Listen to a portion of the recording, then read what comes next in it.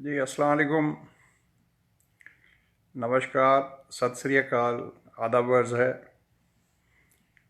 काफ़ी दिन हो गए थे आपसे किसी टॉपिक पर कोई बातचीत नहीं हुई थी, तो मैंने सोचा चलो आज आपसे बात कर लेते हैं किसी टॉपिक के ऊपर। तो आज का जो टॉपिक मैंने सोचा है वो अपने देश से मुतल्लिक है, अपने वतन से मुतल्लिक है। इस टॉपिक पर मैंने आज से पहले कभी वीडियो में बात नहीं की आपसे इस तरह, तो उम्मीद है आप बोर नहीं होंगे या तंग नहीं होंगे।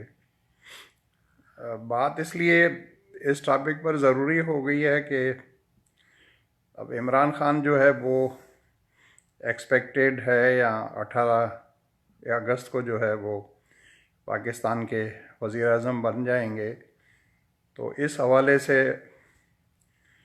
पूरी कौम को जो है वो एक उम्मीद है, और पूरी कौम ये समझती है कि एक तब्दीली आएगी, पॉजिटिव चेंज आएगी, और पाकिस्तान के अंदर जो है ख़ास तौर पर वो तबका जिसे हम इंग्लिश में हैव नॉट कहते हैं, या उर्दू में जिसे आप गरीब कह लें, या गुर्बत की लकीर से नीचे वाले जो लोग हैं जिनका सिवाय रब के कोई नहीं होता, तो या जिनका मालिक के सिवा जो है वो कोई नहीं होता, तो लगता है उन लोगों की सुनी जाएगी या उनकी ज़िंदगी में फ़र्क पड़ेगा।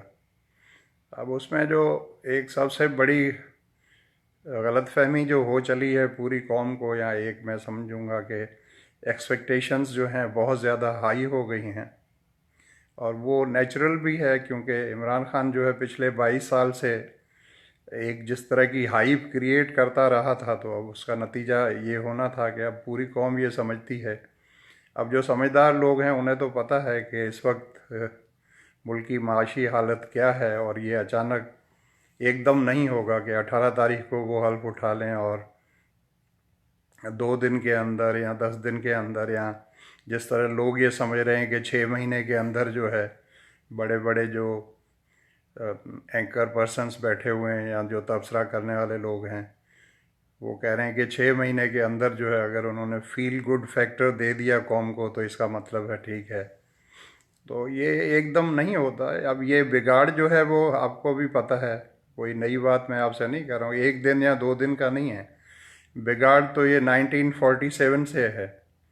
अब ये और बात है कि किसी ने कम बिगाड़ा, किसी ने ज़्यादा बिगाड़ा, बिगाड़ा तो सब ने मिल के है, उसमें हमारा भी शेयर है। जब मैं कहता हूँ हमारा भी शेयर है तो मुराद ये होती है कि सिर्फ पॉलिटिशियंस को कह देना या सिर्फ ब्यूरोक्रेट्स को कह देना कि उन्होंने जो है वो हमारे मुल्क को लूटा है या उन्होंने किया है, तो हम भी अगर बहैसियत एक कौम जो है वो खामोश रहे हैं और चुपके से रिश्वत दे के अपना अपना काम करवाते रहें, या अपना इनकम टैक्स पूरा नहीं देते उसमें भी डंडी मारते हैं, बिजली का बिल भी पूरा नहीं देते उसमें भी डंडी मारते हैं, जहाँ मौका मिले उसमें डंडी मारते हैं, तो फिर रोल तो हमारा भी हुआ ना। तो बात मैं जो आपसे करना चाह रहा था वो ये है कि टाइम लगेगा और इसमें थोड़ा सब्र और धीरज से काम करना पड़ेगा पूरी कौम को।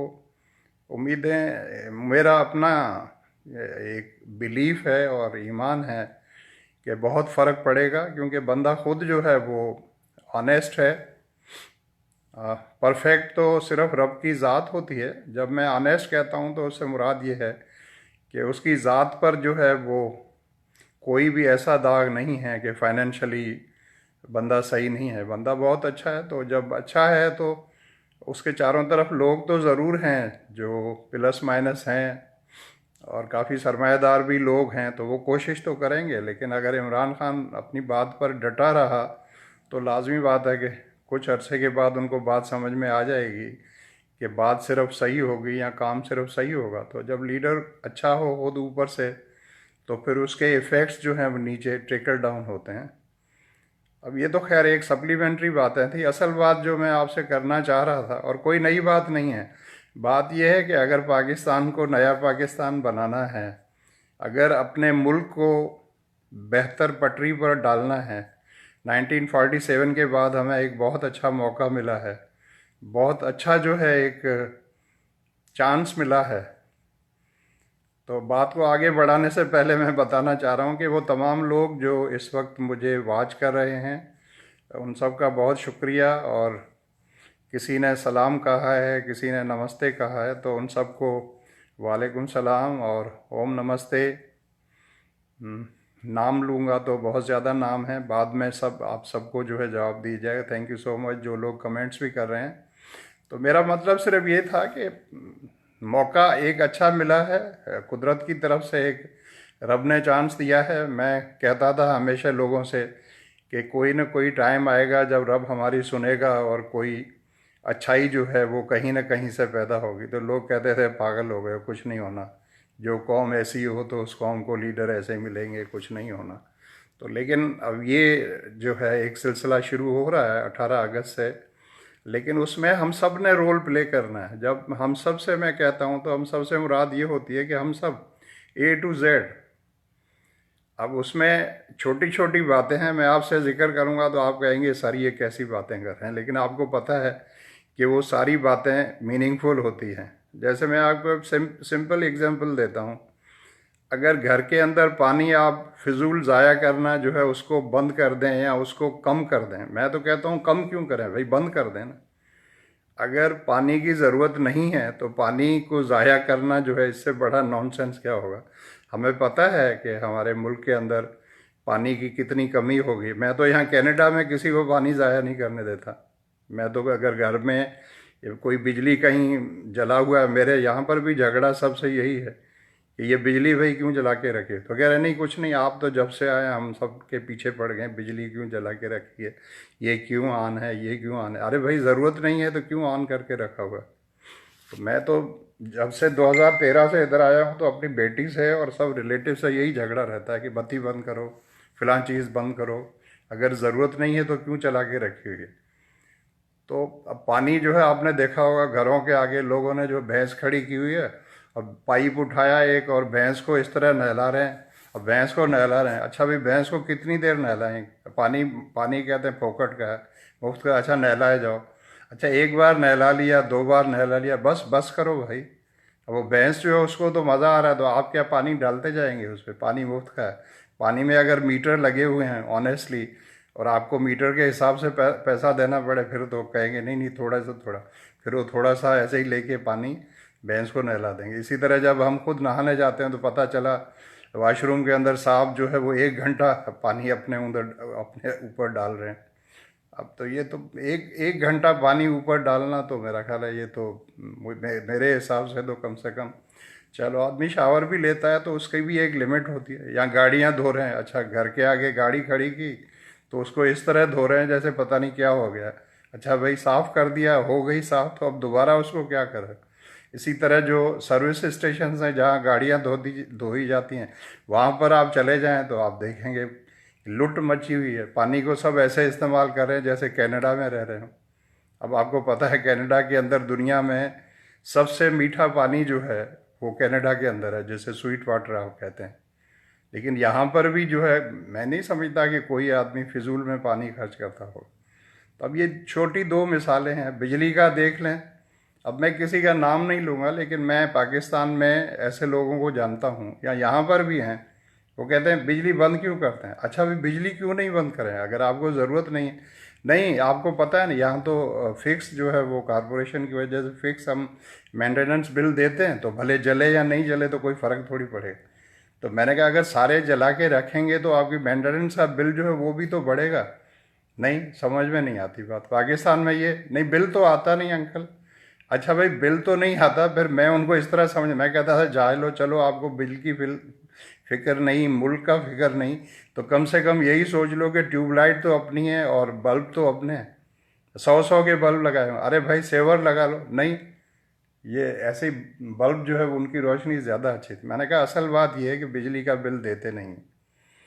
तो इसी तरीके से अब ये 2 छोटी मिसालें हैं, पानी का इस्तेमाल है, बिजली का बिल सही देना है, अपने टैक्सेस सही देना है, अपनी ड्यूटीज़ जो है उनको सही करना है। अब ये बज़ाहिर तो बातें बड़ी मुश्किल और बड़ी कड़वी लगती हैं, क्योंकि हम सब कंफर्ट जोन में रहने के आदी हो गए हैं कि जो चीज़ जैसे चल रही है बस सही है भाई। भाई टैक्स तो पूरा नहीं देना, खा जाएंगे। अच्छा, अब अगर इमरान खान आ गया है और आपने उसको वोट दिया है, आप उसको ट्रस्ट करते हैं, आपने अगर उसको वोट नहीं भी दिया है, तो अब किसी न किसी को तो आप ट्रस्ट करेंगे, कहीं ना कहीं से तो आप शुरू करेंगे ना सिलसिला, कि अगर मुल्क को सही करना है। लेकिन अगर आप चाहते हैं कि नहीं, जैसे चल रहा है वैसे ही चलाना है, तो फिर ठीक है, फिर कल शिकायत नहीं करना कि मौका मिला था हमने। इमरान खान ने क्या किया? इमरान खान अकेला क्या करेगा भाई? उसकी टीम में अगर अच्छे लोग शामिल भी हैं, तो वो थोड़े से लोग, और इमरान खान अकेला क्या करेगा? उसके बाद जादू तो नहीं वहाँ से बैठकर चिराग को जो है वो रगड़ा देगा तो जिन निकल आएगा, तो सारे जिन हर ज़िले में जाकर सारे लोग जो सही काम नहीं कर रहे हैं उन सबको सही कर देंगे। इस तरह तो नहीं होना, हमने सही होना है ना। तो हम सब सही कब होंगे? जब हर इंसान अपने ज़मीर के हिसाब से अपने आप को बेहतर करने की कोशिश करेगा। अगर कोई टीचर है तो भाई सही पढ़ाओ ना, अगर अब तक सही नहीं पढ़ा रहे थे तो इस कौम को सही पढ़ाओ। प्राइमरी टीचर है वो कहता सही पगार वाली मुखे केतरी थी मिले जो आऊँ पढ़ाएं। अच्छा भाई, तो फिर नौकरी छोड़ दो, नौकरी क्यों कर रहे हो? नहीं, नौकरी तो नौकरी भी करेंगे, अच्छा पढ़ाएंगे भी नहीं, और पगार कितनी मिलती है? सही इसी पगार में तो फिर ऐसे ही पढ़ाएंगे। मैंने कहा अगर किसी और सुधरे हुए मुल्क में होते तो पता लग जाता सबको कि यहाँ 8 घंटे पाँव के ऊपर खड़े होकर कैसे ड्यूटी की जाती है। अब और भी जितने बिगाड़ हैं वो आप सब लोगों को पता है। रिश्वत देने जाते हैं तो अब वो चौंके काम भाई, वरना हो सकता है काम में थोड़ी देर लग जाएगी, तो अच्छा भाई हाँ सही तव्हांखे खर्ची पानी मिली वेंदी, बस असांजो कम जल्दी करे चलो। आप पढ़े लिखे आदमी, अच्छा कोई अगर अनपढ़ आदमी या करप्ट आदमी जाके करे तो ठीक ठाक, पढ़े लिखे लोगों को मैंने देखा साईं तव्हां चांहि पानी मिली वेंदो, बस कम मुझे फटाफट करे चलो। तो पढ़े लिखे लोग तो रेजिस्ट करेंगे ना। हम लोग जो है, जो नौजवान हैं जिन्होंने वोट दिया है इमरान खान को, या जिन्होंने अगर किसी और पार्टी को भी वोट दिया है, तो भाई अगर मुल्क को सुधारना है, उसको सही पटरी पर चढ़ाना है, तो हम सब ने बेहतर होना है। और मैंने तो आपको ये छोटी मिसाल दी है, लेकिन उसके अलावा आप समझते हैं कि सही काम करना है। इंग्लिश में एक कहावत है कि an educated person is the one who does the right work at the right time। English में, उर्दू में कहेंगे कि पढ़ा लिखा आदमी वो होता, पढ़ा लिखा आदमी वो नहीं होता जिसके पास एमए की, एमएससी की, या जो एमबीबीएस की या इंजीनियरिंग की डिग्री है, या पीएचडी है, या फिला है, या डिमका है। वो पढ़ा लिखा वो आदमी होता है जो सही वक्त पर सही काम करता है, चाहे उसे पसंद हो या न पसंद हो। अब मैं उसमें इजाफा यूं करता हूं कि चाहे किसी और को पसंद हो या न पसंद हो, अगर आपके घर वालों को कोई काम पसंद नहीं है तो आप इस तरह थोड़ी कहेंगे अच्छा चूंकि अब्बू नाराज़ हो रहे हैं तो मैं किस तरह, अब्बू कह रहे हैं बिजली का बिल नहीं देना तो चलो ठीक है, तो फिर आपकी एजुकेशन का क्या फ़ायदा हुआ? आप कह तो सकते हैं कि अब्बू ये क्या बात हुई भाई, बिजली आप कम इस्तेमाल करें, थोड़ी इस्तेमाल करें, बिल तो दें ना आप उसका। नहीं, वो एसडीओ खा जाएगा, दूसरे खा जाएंगे। अच्छा अगर वो सब हराम हराम खा रहे हैं तो फिर आप भी खाएंगे। अगर आपका बिलीफ है और आपको पता है कि मरने के बाद हिसाब होना है, तो अपनी आखिरत भाई क्यों ख़राब करते हो? और लेकिन अगर आपको इन सारी बातों में अगर मेरी बातें समझते हैं कि सर गलत बातें कर रहे हैं, तो फिर ठीक है, फिर कल शिकायत न करना कि हम सुधरे क्यों नहीं। अच्छा भाई, लोग बेचारे मुल्क छोड़ के जा रहे हैं, बाहर जा रहे हैं, अब ये ना कहना कि सर चले गए। सर इसलिए नहीं गए, सर अपनी पूरी वहाँ जॉब कंप्लीट करके और बच्चों की वजह से मजबूरी में यहाँ बैठे हुए हैं। सर अपनी खुशी से नहीं बैठे। मैं तो अपनी पूरी लाइफ पाकिस्तान में बैठ के पढ़ाना चाहता हूँ। अब वो बच्चे जिस तरह मुझे इन्होंने यहाँ रखा हुआ वो उनको भी पता है। तो मैं आपसे और कितनी बातें करूँ या और कितनी मिसालें दूँ? मेरा ख्याल, आप, मुझे उम्मीद है कि अब तक आप मेरी बातों से ठीक ठाक बोर हो गए होंगे। अगर बोर नहीं हुए होंगे तो ठीक है। अगर कोई सवाल आपने मेरे से पूछना है तो आप पूछ सकते हैं, लेकिन मैं समझता हूँ लग ऐसे रहा है कि सारे लोग गुम हो गए हैं कहीं पर। तो थैंक यू सो मच। बात काफ़ी थोड़ी सी हल्की फुल्की इमोशनल भी हो गई थी। तो आप सब लोगों का शुक्रिया जिन्होंने मुझे लाइव देखा है और कमेंट्स किए हैं, अपनी मोहब्बत का इजहार किया है, अच्छे कमेंट्स किए हैं, या अच्छे एमोजीज जिसे कहते हैं वो भेजे हैं, या नमस्ते भेजा है, या सलाम किया है। तो आप सबको जी ओम नमस्ते आप सबको, वालेकुम सलाम। अल्लाह ताला आप सबको, आपका मालिक आप सब लोगों को शाद और आबाद रखे, और इसी तरह आप सब लोग खुश रहें, आपके सब मोहब्बत करने वाले वो भी खुश रहें। और वतन चौंके हमारा है, और जो सिंपल बात समझने की है वो ये है भाई, पाकिस्तान अगर स्ट्रांग होगा, पाकिस्तान अगर मजबूत होगा, अगर हमारी मईशत अच्छी होगी, अगर मुल्क सुधरेगा, तो हम सुधरेंगे, तो हमारा सुख है। अगर मुल्क की मईशत कमज़ोर होगी और हर तरफ जो है दुख होगा, तो आप कैसे खुश रह सकते हैं? आप करोड़पति हैं, आपके चारों तरफ आपको पता है भूख ही भूख है। लोग बेचारे गांव में जाकर देख लें उन लोगों की क्या हालत है। ज़मींदार जो है वो करोड़पति है, अरबपति है, साइन है, एक घर दुबई में रखा हुआ है, एक कराची में है, एक लाहौर में है, जहाज़ों में आते हैं जाते हैं, सही मौज लगी पड़े। मैं किसी का नाम नहीं लेता, मैंने देखा है। उनके किसानों को जाकर आप देखें तो बीमारियां, उनके बच्चों की हालत देखें, एजुकेशन देखें, हेल्थ देखें, सब ज़ीरो है। वो सिर्फ ज़िंदा हैं, सिर्फ ज़िंदा हैं। तो अगर आपको खौफ खुदा नहीं है, आपको शर्म आनी चाहिए। मतलब मैं उन लोगों को कह रहा हूँ जो उनके साथ जुल्म करते हैं। या आपके चारों तरफ अगर आप नज़र दौड़ाएं तो आपको नज़र आएगा, या कल कोई कोई एक बड़ा सरमाएदार है, फैक्ट्री रखी हुई है, उसमें मज़दूर काम करते हैं। वो जो वाक़या हुआ था कराची में, किस तरह लोग मर गए थे। चारों तरफ जो है ताले लगे हुए थे, और उसमें राडें डाल डाल कर सारी खिड़कियां और सब बंद की हुई थी, कि सारे अंदर जो है चोर रहते हैं, और वो खुद जो है बहुत बड़ा ऑनेस्ट आदमी हो। इस तरह की बात अगर इन फर्स्ट वर्ल्ड में कहीं पर हो, तो उस बंदे को जो है उसको सारी ज़िंदगी तेल कर देते हैं। उसको, लोगों की लाइफ जो है वो इम्पॉर्टेंट नहीं है, उसे अपनी चोरी की फिक्र थी कि कोई अंदर से उठा के ले जाएगा कपड़े का टुकड़ा।